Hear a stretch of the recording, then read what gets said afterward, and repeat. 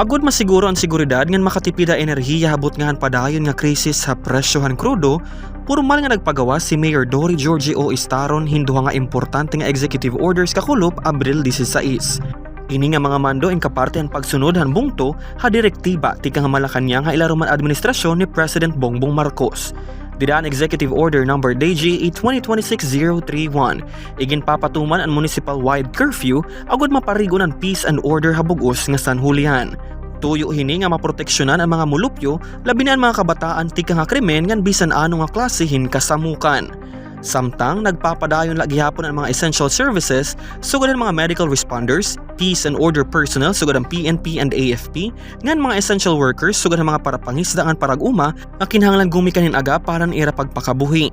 Samtang tungod ang global energy crisis, nagpagawas ang LGU mga pamaagi agud maibanan ang paggamit ng kuryente ngan krudo. Subay ang Executive Order No. DGE 2026-032. Ang mga aircon ng mga opisina ng barangay hall dapat nakaset ha 24 degrees Celsius ngan paparungon 30 minutos antes iton closing time.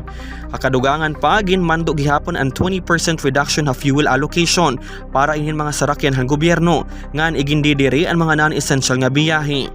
Usaliwat nga pinakaimportante nga parte ang executive order amo ang paglimitar han mga selebrasyon.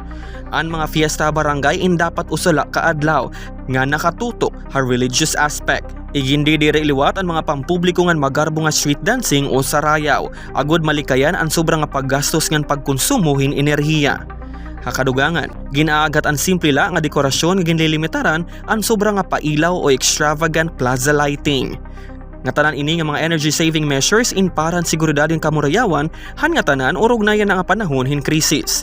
Nananawagan ng LGU nga tanan nga punong barangay nga na PNP nga hugot nga i-enforce ini nga mga ordinansa. Tikang dari Syudad han Borongan, Julius Gilbert Malien, Eastern Samar News Service.